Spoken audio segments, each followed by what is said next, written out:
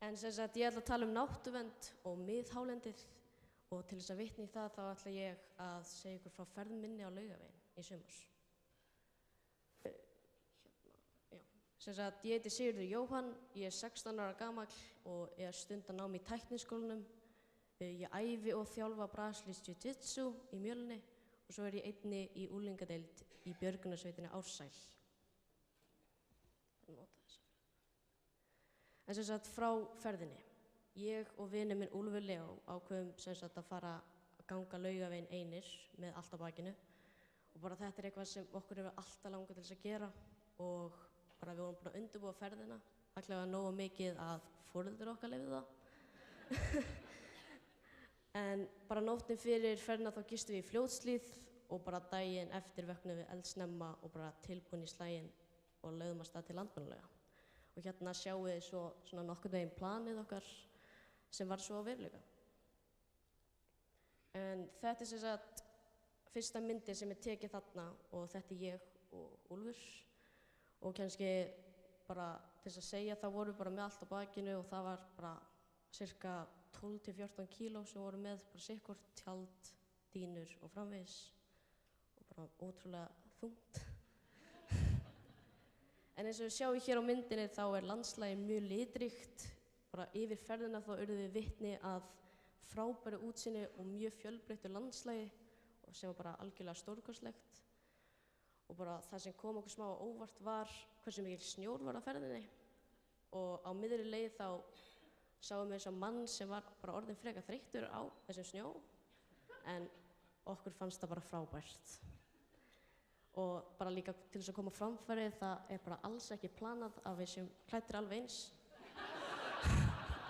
En bara sú var raunin.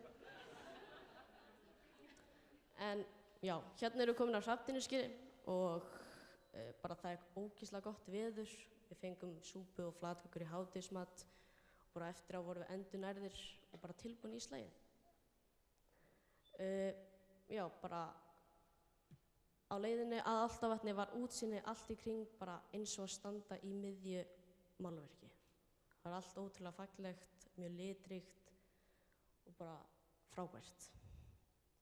Hér er ferðamaður sem bara villtist aðeins út úr stígnum og eins og við sjáum þá lítur þetta ekki eins og stígur. Hann er hinum megin og þurfti smá aðeins hjálp með að komast á rétta leið. En já, hérna héldum við að Álftavatn væri að nálgast bráðlega en í raun áttum við 3 tíma eftir. En lífið er yndislegt og það var bara út af veðrið og náttúran var svo flott að okkur var bara alveg sama. Hérna er kvöldmaturinn, sagði Úlfur, sem ég vil benda á sem er vegan, en hann bað mig alveg sérstaklega um að koma þessu á framfæri. Hérna til vinstri er á sem við þurftum svo seinna að vaða yfir og ég segi ykkur það hérna á næstu glæru. Sem sagt, eftir ána vorum við, fannst Úlfi nógu stutt til þess að klára leiðina að Álftavatni á Tefum og ég hugsaði með mér, víst það er svo stutt þá bara af hverju ekki að gera það sama. Og bara klukkustund síðar þá voru bara hálfnaðir að Álftavatni og ennþá á Tefunum. Kannski sjáu það ekki en á skiltinu þá stendur Álftavatn 2,3 kílómetrar. Ótrúlega gaman. En loksins erum við komnir að Álftavatni og ég er með stórt hælser á báðum löppunum og við gengum það bil 5 kílómetra á blautum Tefi, sem var bara ótrúlega gaman.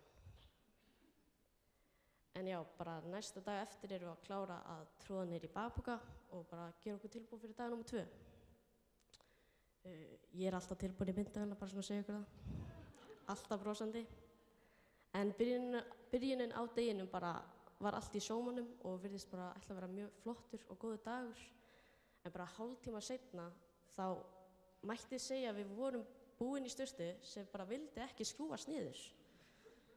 Og á meðan þessi sturta var ekki að skrúfast niður, þá gengum við sem sagt svona hálfgerðu íslensku útgáfuna að eyðimörk. Sem bara virtist í miður bara endalaus á þessum tíma, en bara umhverfið var ótrúlega fallegt líka. En á þessari mynd þá sjáu þið að Sturta bara ætlaði ekki að láta skrúfa fyrir sig. En vegna þess þá varð bakpoki Úlfs alveg svo fullur af vatni að hann hafi þyngst nokkur kíló. Og hann mjög sáttur þarna að við tókum okkur smá pásu sem hann var dauðfeginn að taka. Þannig að Úlfur hérna þykist vera mjög sáttur með að sofa í rennblautu svefnpoka sem hann náði án djóks að gera, sem ég reynda skil ekki. En við vöknum alltaf hress á morgnana, klukkan þarna klukkan þarna 5:50 og bara við ákveðum bara að drífa okkur að Þórsmörk og klára þetta. En yfir alla ferðina þá voru merkingar almennt bara mjög góðar og það hjálpaði okkur mjög mikið með að rata og framvegis. En síðasti dagurinn var definitely bestur veðurlega séð, umhverfislega séð og bara allt í allt bara frábært. Og hérna sem sagt nýbúin að vaða yfir Þröngá sem var búið að vara okkur svo ógeðslega mikið við, en bara út af því að við vorum svo heppnir við veður þá bara reyndist það ekkert svo varsamt. En hérna eru komnir að skiltinu Welcome to Þórsmörk og við vorum ándjóks bara byrjar að pæla hvort við gætum ekki bara lengt ferðina aðeins og labba bara tilbaka. Tekið 3 daga í viðbót. En hérna endalok á ferðinni og skálinn í Þórsmörk.